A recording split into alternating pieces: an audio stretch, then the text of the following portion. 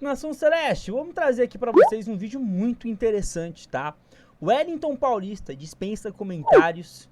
Ele fez algumas revelações importantíssimas a respeito daquela final da Libertadores de 2009, daquele ano em si também, e que serve de muito aprendizado para a final continental que nos aguarda daqui a alguns dias, que nos espera daqui a alguns dias. Esse vídeo vale muito a pena você acompanhar, é aquele tipo de conteúdo que vai te prender do início da fala do Wellington até o final. Então, vem comigo. Tá aí a capa de mais um vídeo, né? Bora falar sobre esse assunto já dito aqui na introdução por mim. A única coisa que eu te peço aqui, nação, logo de cara, de forma encarecida, é para você deixar aquele likezão, tá? Bora colocar uma meta bem humilde de 300 joinha, conto com a sua ajuda. Se inscreva, comente e compartilhe. Vamos lá, sem enrolação, vou dar play aqui, a gente vai ouvir o Wellington Paulista. Ele concedeu uma espécie de entrevista a um canal chamado Knut. Eu vou deixar o link, tá, desta entrevista do canal em si na descrição. Então todos os créditos a ele, e a gente vai estar aqui de certa forma, né, de certo modo, reagindo a esse trecho, tá, onde o Wellington relembra 2009 e fala de coisas reveladoras durante a competição e também ali do grande dia, né, do fatídico dia que para muitos incomoda até hoje, né? Posso falar por mim, tinha 13 anos na ocasião e me lembro muito bem daquela final, né? Tanto do jogo de ida, né, como também do jogo da volta. Bora dar play? Indo bem, chegamos na final, metemos 5-0 no Atlético na final e o time foi indo. Gradativamente fomos subindo de fase, passando as fases, pegamos Estudiantes, metemos 3-0 aqui lá no Mineirão na primeira fase. Aí lá foi complicado, porque um jogo que era para ser um jogo normal, de primeira fase. Olha você ver a história, mano, essa história é da hora. Poucas pessoas sabem, quem estava naquela época sabe. Você está na Argentina, a gente concentrou em Buenos Aires. Para você ir para La Plata, você tinha que pegar uma avenida, uma estrada, vamos dizer. Você vai até o final dela, no final dela, La Plata é esquerda. Para outra cidade que eu não sei o nome, é direita. O motorista do ônibus chegou, uma placa de 10 por 5, a placa gigante, La Plata à esquerda, ele, puf, direita. E ó, acelerou e foi embora. E nós dentro do busão, estamos no lado errado. Já ia chegar meio em cima da hora, assim, sabe? Lá na hora do jogo. E ele virou e foi embora. Não tinha retorno. Teve que andar uns 10, 15 quilômetros para frente para fazer um retorno lá na frente num pedágio para depois voltar. O jogo era 9 e pouco, 9h45. Nós chegamos, era 9h30, tentando mudar a roupa dentro do ônibus, não tinha como mudar a roupa, porque a roupa estava lá embaixo no maleteiro. Chegamos às pressas, entramos atrasado no jogo, não conseguimos aquecer. Quando foi ver, tá 2-0 para os caras já em 10, 15 minutos. E aí passou os dois, porque eles tinham que ganhar da gente para passar de fase. Eles passaram de fase, nós passamos também, aí ficou cada um em uma. E fomos passando para chegar na final. Pegamos eles na semifinal, na final, e é um jogo histórico, mano, porque com 72 mil pessoas no estádio, na porta do estádio, estava lotado, era meio-dia, o nego foi um churrasco na porta do estádio, mano. O jogo era 10 horas da noite, festa a semana inteira, e nós concentrados pro jogo, o jogo foi 0-0 lá, foi um jogaço lá, mas 0-0, uma pressão, tomou uma pressão arrumada lá, e marcando pra caramba lá, e tivemos chance de gol também, não conseguimos, mas ficou 0-0. Pô, mano, dentro de casa, com 72 mil pessoas, estádio lotado, mano, não tem como, mano. A gente tem que ganhar esse jogo, mano. O Henrique, certo, uma pancada de fora da área, 1-0, mano. Você pensa o quê? Acabou o jogo.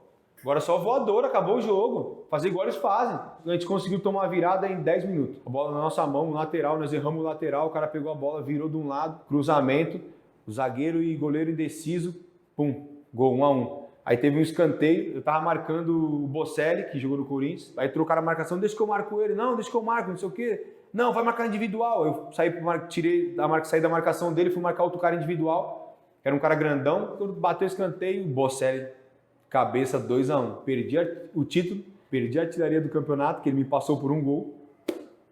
Eu tava como artilheiro da Libertadores também, junto com ele, foi sofrido, velho. Foi sofrido. Escutar aqueles argentinos cantando musiquinha depois do jogo. Foi a primeira vez que eu fiz o que eu vou te falar agora. A primeira vez que eu fiz, e todo time que eu fui, eu sempre cobrei os caras sobre isso. Eu peguei a medalha de vice-campeão e puto que os caras cantando atrás do palanquezinho assim, eu tirei a medalha do peito e falei, tomar no cu, se fuder. Eles começaram a provocar nós, eu acabei ficando puto. Eu queria atacar a medalha neles, né? É tipo assim, sempre que eu fui campeão, eu sempre via um ou outro lá com a medalha no peito e aplaudindo, tá ligado? E eu falei, mano, o que eu fiz não foi certo não, mano. Tudo bem que você tá puto porque perdeu, mano. Você deve estar cabeça a milhão que perdeu, que ninguém gosta de perder, mano. É foda, mas você chegou na final, tá ligado? Você pelo menos dá valor pro cara que ganhou, pro time que ganhou, eu acho válido. E depois disso, mano, toda a final que eu perdi, eu sempre fiquei lá pra bater palma pro time adversário, mano. E depois disso também recebi o reconhecimento de diretor, treinador. O cara falou, mano, obrigado por ter ficado, que poucos caras fazem isso, é uma coisa do brasileiro. Tanto que na Europa, quando você perde jogo, final, você tem que bater palma pro cara que o cara atravessa a sua frente, você tem que bater palma pra ele, atravessando a sua frente. Tem que bater palma pra ele recebendo a medalha. Isso é uma coisa cultural. O brasileiro, quando perde, tira a medalha. Pô, chegou na final, mano, ganhou quem tá melhor. E quando você ganha, você fica todo felizinho, faz gracinha pros outros. Quando você perde, você tem que tirar a medalha e querer tacar nos outros, ficar bravinho. Quando você perde uma final dessa magnitude, você acaba perdendo o chão, assim, sabe? Você fica dentro do vestiário e você fala, mano, nós perdemos o jogo em 10 minutos, mano. Tá ligado? Você olha assim um pro outro, todo mundo cabisbaixo, tem uns caras chorando, outros não, outros mais... Tem outros que já vai direto tomar banho, pega as coisas e vai embora. Parei pra pensar nessa situação que eu fiz e fiquei, sei lá, uns 20 minutos sentado assim no meu armário, no vestiário assim, pensando na vida, pensando no que eu errei, como eu errei, o que eu podia mudar pro ano seguinte. E eu sempre fui muito centrado, assim, muito focado, né? Não deu hoje? Amanhã eu vou de novo. Amanhã eu vou de novo. Eu posso estar hoje triste, mas amanhã eu já vou levantar a cabeça e vou engatinhar de novo. Engatinhar, começar a andar, começar a correr, começar a saltar e vai, degrau por degrau. Você tem que ter perseverança, mano. Eu desde moleque sempre tive. Mas uma final dessa, quando você enfrenta um cara que se tornou uma lenda na posição dele, que era o Verón ali, ele conseguia se destoar mesmo entre os melhores dos melhores ali? Era um cara que vocês viam de uma forma diferente? É diferente porque eu falo, coisas que eu falo para os mais novos hoje em dia, era o que a gente acabou vendo naquela época. Ele não dava 2 toques na bola. Além da qualidade, era uma situação que, como ele não tinha mais aquela força que ele tinha quando era mais novo, de marcação, de chegada no ataque, o que ele fazia? Era meio toque na bola. Porque ele sabia que ele ia ser caçado. Ele não tinha mais a velocidade que ele tinha antes, a bola vinha nele, ele já de primeira. Quando ele estava sozinho, aí sim, clareava o campo para ele todinho, tá ligado? Se ele tivesse 5 segundos com a bola no pé, meu amigo, lançamento onde ele quisesse. Era na ponta, era de um lado, era do outro. Ele acabou virando o jogo pro Estudiantes. O passe na ponta acabou saindo do pé dele, o escanteio acabou saindo do pé dele, assim, não foi ele que bateu, mas ele que armou a jogada pro escanteio e tal, ele que começou a controlar o jogo. Ele não precisava correr naquela época. Ele conseguia organizar o time dele com 2 toques na bola no máximo. Aí que a gente ia para pegar ele, a bola não estava no pé dele mais. Então você não podia bater. Então você cansava de correr, a hora que ele estava com a bola no pé, ele estava descansado. Era um maestro mesmo. A gente não soube jogar contra ele e acabamos perdendo o jogo. Se você chega numa final de Piona, os caras vão ganhar lá um prêmio, 100 mil.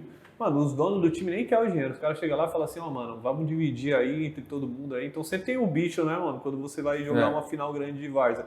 Quando você se classifica, tipo, por exemplo, da semifinal para a final de Libertadores ou na final de Libertadores, existe esse tipo de coisa? Chega um diretor, assim, no vestiário e fala, mano, vai ser tanto para cada um, ou tipo, uma conversa que os caras têm antes. Como que é essa parada no profissional?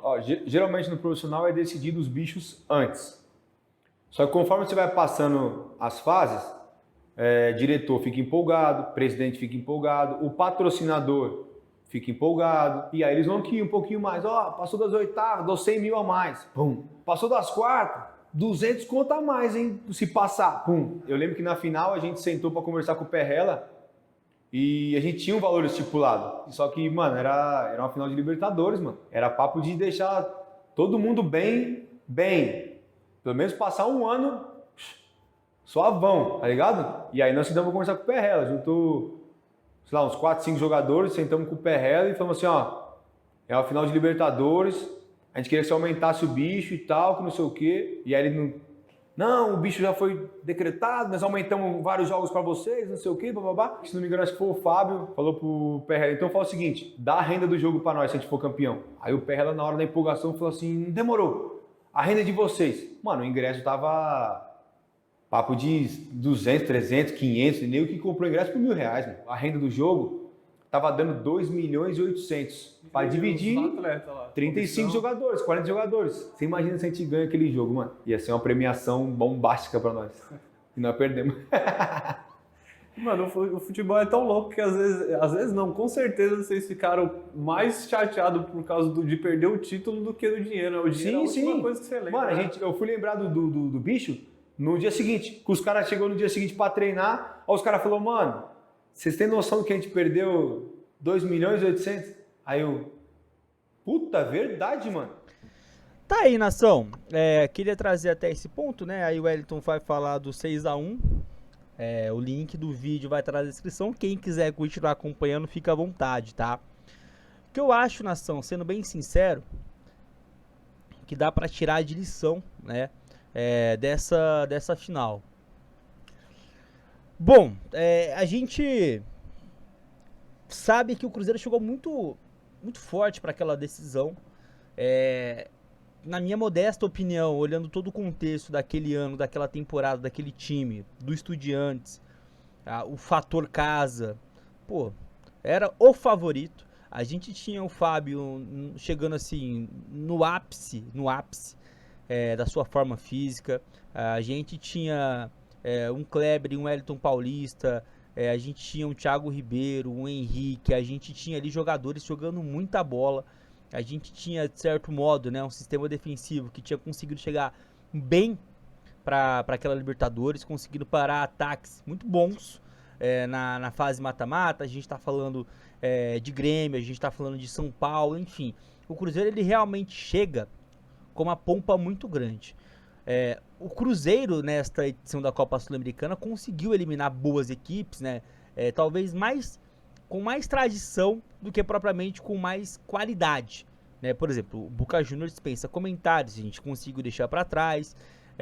O Libertad, uma equipe com muita tradição, a gente conseguiu deixar para trás. O Lanús já ganhou essa competição que o Cruzeiro está buscando ganhar pela primeira vez, ficou para trás agora na semifinal. E para uma finalíssima, a gente novamente tem uma equipe argentina do outro lado. Lições que ficam e que não pode se repetir, nação. Não temos 2 jogos, né? Nós não temos 2 jogos, como tivemos em 2009, 0-0 lá na Argentina e 2-1 para pro Estudiantes no Mineirão. É um jogo só, mas é novamente contra uma equipe argentina. Características daquele time do Estudiantes, a gente consegue vislumbrar nessa equipe do Racing. Quem acompanhou o Racing nos jogos contra o Corinthians sabe que é uma equipe muito encrenqueira. Catimba quando tem que catimbar. Quando fez o 2-1 no Corinthians, acabou o jogo ali. Acabou o jogo. O Corinthians malemar conseguia adentrar a área do Racing. É uma equipe que consegue fazer isso que a gente conseguiu vislumbrar lá em 2009. Porque depois dos 2-1, se você olha os melhores momentos, você teve ali uma outra chance. Mas até pelo fator psicológico, já se sabia que infelizmente a vaca tinha ido pro brejo. Então, esse lado argentino em campo, a gente tem que conseguir reverberar ao contrário. Que isso jogue contra a equipe do Racing, não a favor, como aconteceu em 2009. Jogador para mudar a partida, nós temos dos 2 lados. Eu confio muito nos destaques de linha do Cruzeiro. E o Racing também tem esses jogadores. Muito se fala do Quinteiro, né? Se em 2009 a gente tinha um Verão já mais envelhecido, hoje a gente tem um Quinteiro talvez um pouquinho fora de forma, mas que com a bola nos pés pode fazer o mesmo estrago de 2009. A gente tem que estar muito ligado a isso. Então assim, nação, a gente vai pegando, né, pelo que o Wellington Paulista fala nessa entrevista e também por tudo que a gente já escutou depois daquela decisão, a gente vai pegando algumas situações e vendo que ela não pode se repetir de jeito nenhum agora. Essa história do bicho, a gente já sabe, na voz de outras pessoas, que foi algo muito ferrenho na semana da decisão. Os caras estavam discutindo isso na semana da decisão. Não pode acontecer agora. Esses caras ganham muito bem para não ficar pensando em bônus, que já está estipulado em contrato. O foco é campo e bola. Qualquer coisa que vá distrair o elenco, o time, nesse sentido, pode ser fatal, pode ser prejudicial. Então, se Deus quiser, que não se repita. É óbvio. Uma final de Libertadores tem uma pegada, tem uma importância, e uma final de Copa Sul-Americana tem outra, tá? O título as duas Libertadores que o Cruzeiro tem não vai, né, serem igualadas pela provável, se Deus quiser, pelo provável título da Copa Sul-Americana que pode chegar no dia 23. Não quero equiparar uma competição a outra, mas essa final para nós cruzeirenses, ela tem uma importância muito aquém por tudo que aconteceu com o Cruzeiro desde 2019. Tem uma importância muito grande e pode ser o início de uma reconstrução que para alguns era impossível. Eu faço essa comparação com o River Plate. O River Plate cai para a Série B, é um time endividadaço, um time assim com meses de salários atrasados, um time que para muita gente ele iria ficar anos brigando lá embaixo, assim, coisa de década. E não foi isso que acontece, né? Eles caem, ficam um ano na Série B, voltam, e no ano que voltam já conquistam logo de cara a Copa Sul-Americana. E aí depois é construído o time com o Gadiardo, que tem ali uma hegemonia de estar sempre em semifinal e final e ganhando o Libertadores. Por que não repetir essa história com o Cruzeiro com o mesmo título que o River Plate conquistou, a Copa Sul-Americana? Então, assim, pode ser o início de coisas muito boas no futuro próximo do Cruzeiro. Mas para isso, os erros de 2009 não podem se repetir. Opina, comenta e deixa sua visão. Muito legal, né? Eu vi o Wellington Paulista falando dessas histórias, né, envolvendo aquela Libertadores. Chegou até aqui, nação, aquele likezão que ajuda demais. Até a próxima. Tchau!